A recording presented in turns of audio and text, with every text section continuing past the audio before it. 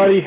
It's Thursday, and you know what that means. It's Bold Leaders in Learning. I'm Brandon Busteed, President of University Partners and Global Head of Learn Work Innovation at Kaplan.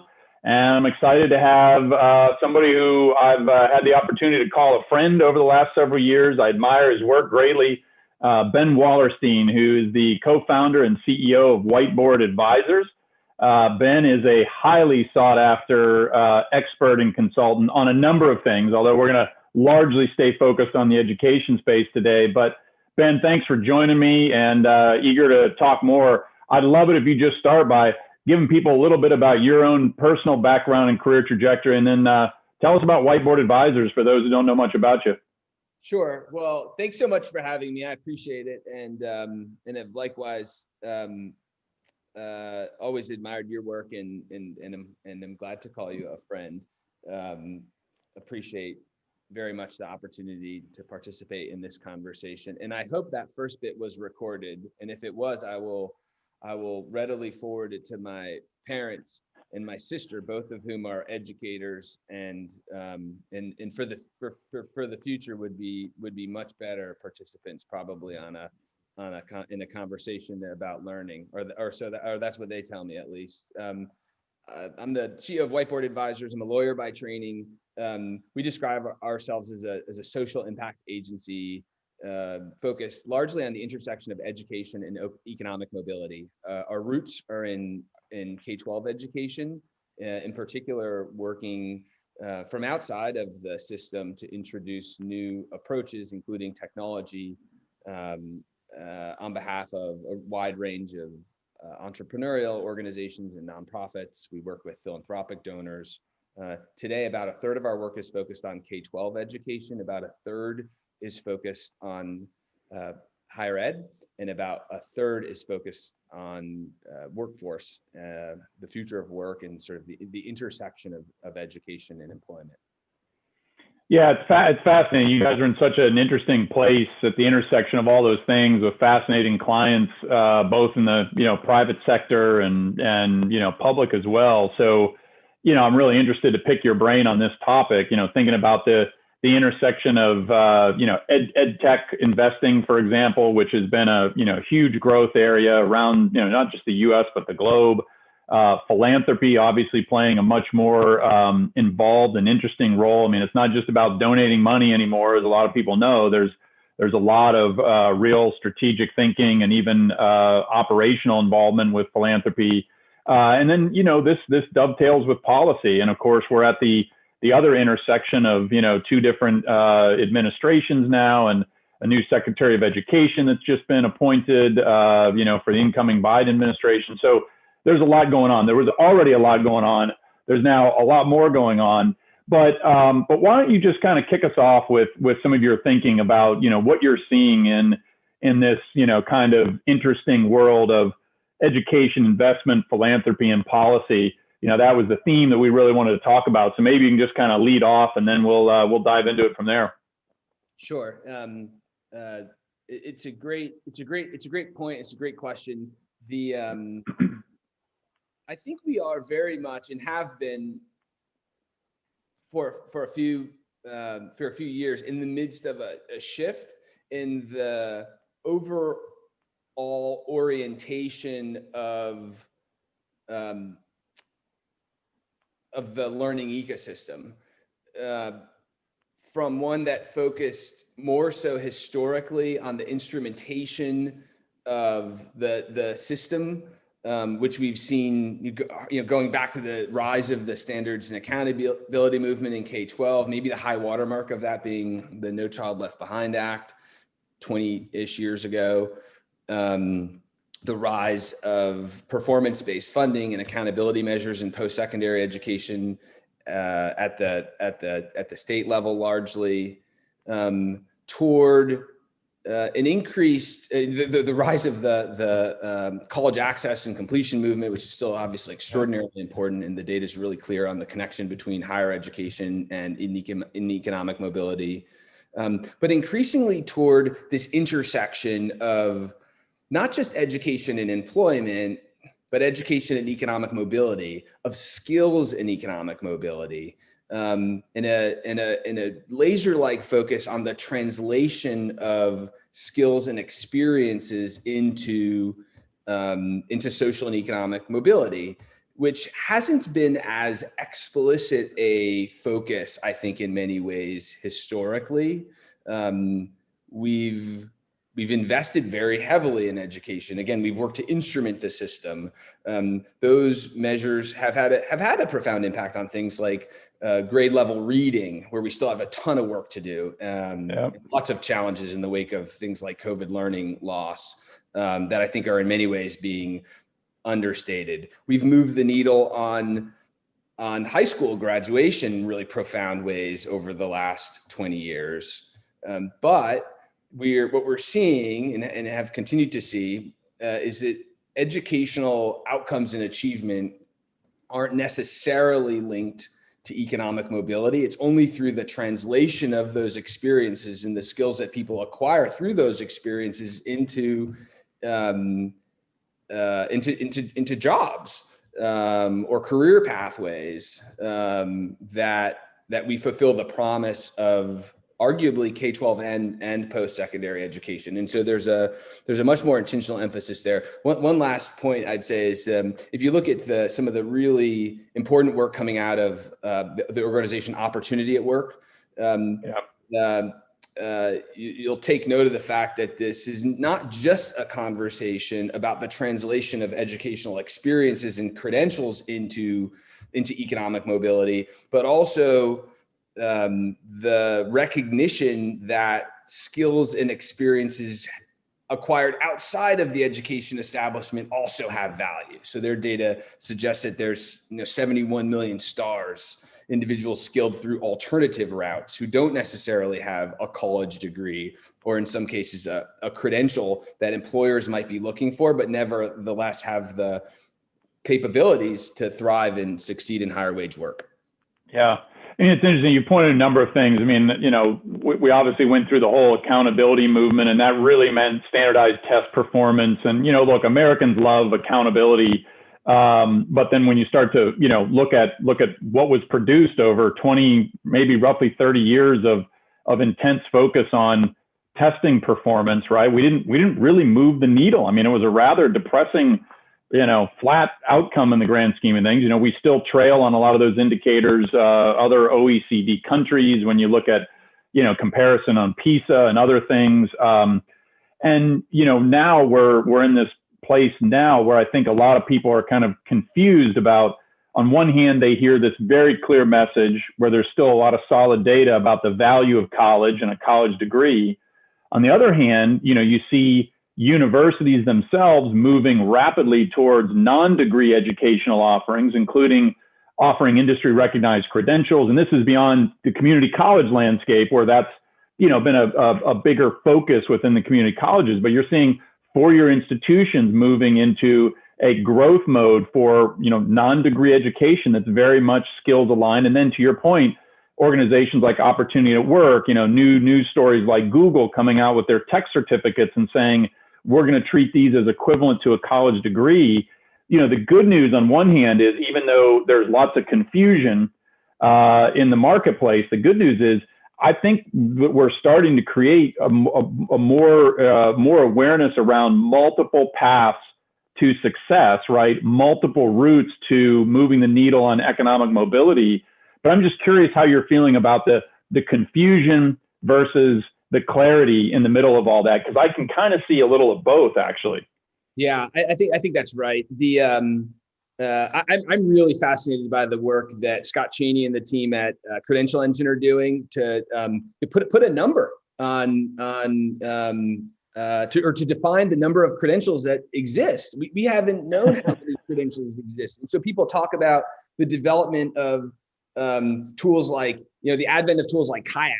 That'll let us back when we traveled, right, to differentiate or compare hotel rooms or flights. But even with like hotel rooms or flights, right, there's a defined universe of flights. And by the way, the total number of airline flights in the U.S. pales in comparison to the number of credentials that individuals have access to.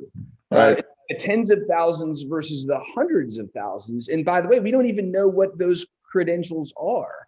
And so when you look at the work of organizations like, MZ that are providing new forms of labor market analytics, the research that you were really played a big role in shepherding initially that Strata Education Network does to understand consumer perspectives on educational experiences and the types of choices that they make. It reveals the complexity of and the urgency with which we approach these challenges through much more of an ecosystem driven approach, where from a systems dynamic standpoint, there are stocks and flows, and gosh, to your point, it's really confusing if you're an individual decision maker trying to understand and navigate the alternatives, whether that's job related, whether that's credential related, on the path to economic mobility.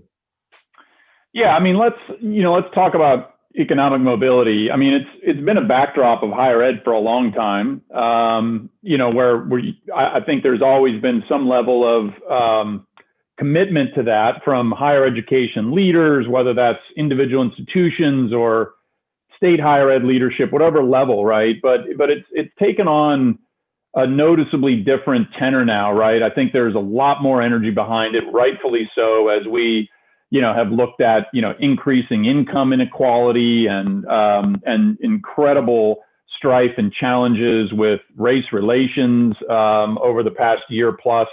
I mean, there's I think something of permanency to a couple things. One, admitting that we're really doing a crappy job on economic mobility, even at higher ed levels, right? So the data I'm thinking of is this, right? If you look at the last half century, last 50 years, the percent of children who are born into the bottom quartile socioeconomically who end up graduating college, it's gone from 6% to 9% in half a century, right? So although, yes, you can say those who go to college and get a degree, it statistically speaking is an economic mobility booster for a decent percentage of them. The reality is 6 to 9%, right, from the bottom quartile, compared to a little over 80% who now, if you're born in the top quartile, it's almost a given. It's close to a guarantee they get a college degree. So, but my point where I wanted to come back to is I think we all need to take an honest look at owning the fact that we're really, I'm including all of us in this category writ large, are doing a poor job on this, and that we actually have less understanding about it than we thought. Now, to your point, there's a lot of the new efforts that you've just cited and new looks at data that are going to help that. But right now, it's still really confusing. I'm curious, like, as you think about some of the most promising efforts that you've seen, where would you be betting on the kinds of efforts that are going to really move the needle most on economic mobility? Yeah, I think there are.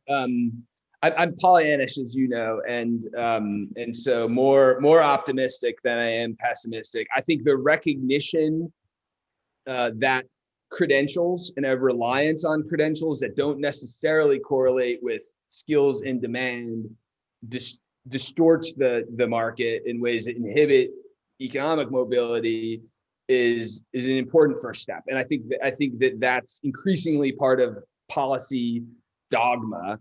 The other side of that coin is the recognition that not only do credentials not necessarily correlate with skills in demand, but skills in demand often exist. And again, this is the opportunity at work data beyond the subset of the population that holds certain credentials. What's interesting, I think, is Maria Flynn at JFF and their team, I think, is doing really interesting work in this area.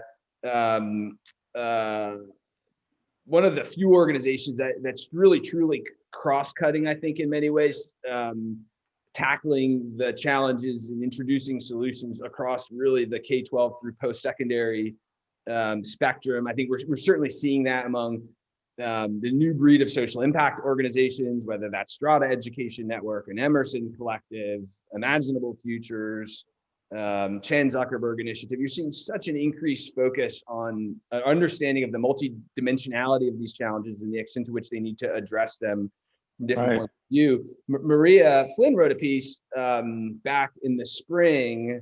It was called, I think it was called First Out, Last In, which really looked at the extent to which widening, economic inequality, wage inequality grew in the decades since the Great Recession. We've seen, we refer to it as up credentialing, right? Like the continued reliance upon proxies for skills and talent, despite a decade of progressive labor market tightening. What's interesting to me is the extent to which new modes of delivery are really in many ways accelerating as a result of the pandemic. So you have, with the state of Alabama, it's partnering with a startup called Transfer, which is doing virtual reality simulations to fill manufacturing jobs. It's really, really cool stuff. And I think probably accelerating as a result of the pandemic and the way we have to think about proximity and physical space. There may not have been the same sense of urgency. We're seeing providers like General Assembly, which are creating these regional collaboratives in partnership with employees or with major employers in places like Louisville, where they're, again, really looking at an ecosystem, not just on a national or even a regional level, but in some cases at the city level, and creating bespoke programs and pathways. Education Design Lab is doing this work in places like, and they were doing it long before the pandemic, places like Roanoke, Virginia, where they're really looking to facilitate that alignment.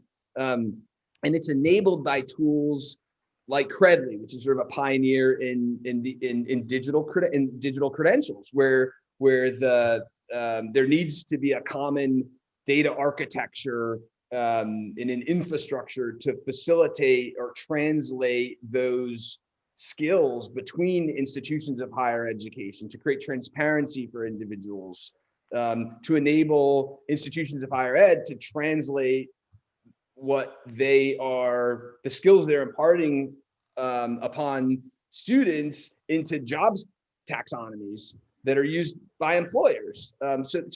So I'm the increased acceptance of alternative and recognition of the potential of alternative training providers, alongside innovative colleges that are doing really, really important work in this space. And the prevalence of tools and adoption of tools that facilitate that sort of interoperability between the labor market and education, I think, is reason for optimism in a world where it's really hard to be optimistic about these days. Yeah, you certainly highlighted a number of things that are, and organizations that are just doing incredible work. And I think increasingly, I want to touch on this a little bit more, because you're right. There's, in relatively recent time, like the last decade, there has been a rise of, or a big growth in the work of these kind of unique social impact organizations. And they've taken, you think of Chan Zuckerberg, and, you mentioned JFF and certainly Strata. These are, like, it's hard to pin down, like, what are these organizations, right? Like, are they involved in philanthropy? Yes. Are they, do they have a nonprofit mission driven framework? Definitely. But they're also involved in business partnerships, in building state policy relationships and alliances. So I do think that these new kinds of organizations are arising to deal with some of these new kinds of challenges. But ultimately, I go back to some of the thoughts I had as a public policy major when I was in college. We're going to date ourselves now a little bit, because I know we're roughly the same age, but let's just say over 20 years ago. And one of the topics I was very interested in then was what was called multi-sector public policy. The idea that there is this growing convergence between nonprofit, government, and for-profit entities, and that all of us, regardless of where we sit, should be concerned with policy, right? We should figure out how to generate self-sustaining revenue. And, we should have a real focus on mission and impact. And so I'm just curious, as you think about these new breeds of organizations, right?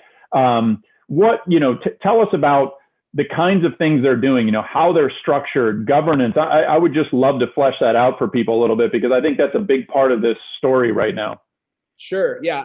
Gosh, I'm probably not the best expert on every facet of that, but what I find so compelling, and by the way, not without risk, right? Like the ethical guideposts that inform the intersection of philanthropy and profit and philanthropy or even really large scale investments in shaping policy are not without risk, right? And I think part of what will help to mitigate that risk is the extent to which those organizations take not just a sector agnostic approach, but a really truly inclusive approach. And I think they have potential to, by incorporating the perspectives of individuals and organizations from a multiplicity of different backgrounds and from different organization types, to avoid maybe some of the the sort of like ivory tower mentality that I think has, that at varying points in times has maybe been pervasive at the intersection of the public sector and philanthropy, and probably resulted in suboptimal outcomes in certain cases. I think the recognition and the acknowledgement of this new breed of organizations is that the problems are really complex, right? So you think about again this degree preference in hiring. We have to sort of hold these two ideas in our heads at the same time, right? Which is the fact that post-secondary institutions have been powerful engines and continue to be powerful engines of social and economic mobility. But at the same time, that the reliance on, say, college degrees as a proxy for skills has perhaps had, and may more so in the future, have a damaging impact in terms of social and economic mobility. And so those are complex challenges. Right. The corporations, right, like whose hiring practices affect the ecosystem at large, are not typical beneficiaries of philanthropic capital. Hiring managers and CHROs, which are increasingly, I think, involved in with organizations that are thinking about, again, in systemic ways, the intersection of hiring practices and education and economic mobility are in some ways it's like, I feel like I'm at it's like a middle school dance, because it's, the CHROs are at one side of the classroom and the philanthropic folks are, or the gymnasium, and the policy people are, they all want the same thing, but they're coming at it in different ways, right? And so the investment of social impact organizations in technology companies that are designing in building and scaling digital credentialing platforms, right? Or that are helping to hone predictive models that mitigate the risk of algorithmic bias in hiring,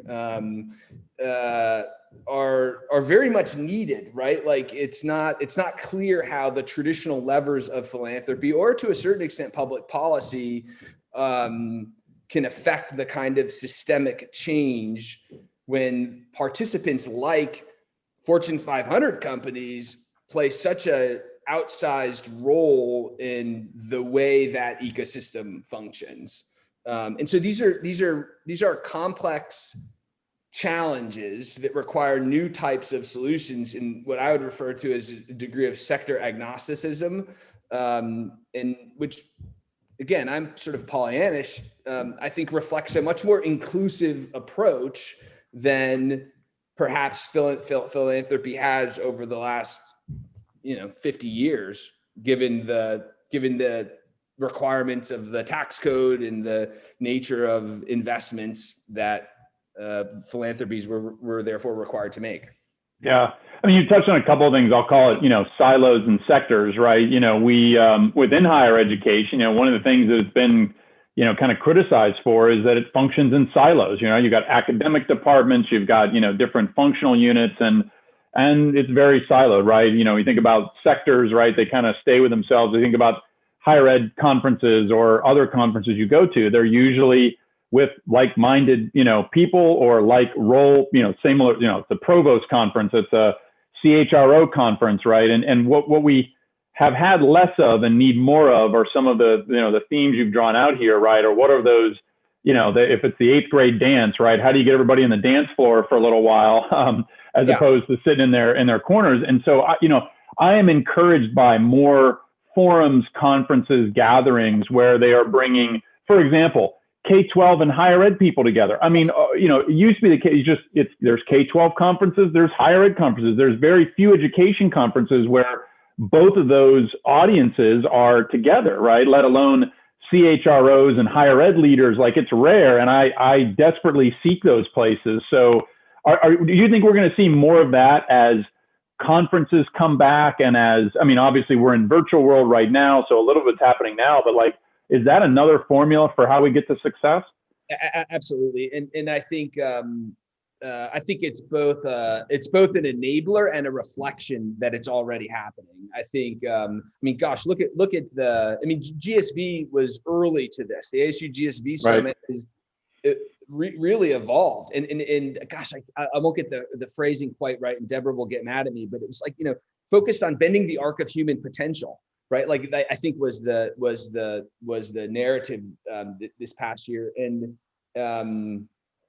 I really like that framing because it's an inclusive approach. I also think it's important to acknowledge that post-secondary education, even the quote traditional institutions, are far from static. And you look at the work that Bridget Burns is doing with the University Innovation Alliance, bringing major research institutions together to collaborate at a very senior level, right? This isn't, these are like the presidents of the institutions coming together to solve big and complex problems, and to poach each other's ideas, and to scale solutions in ways that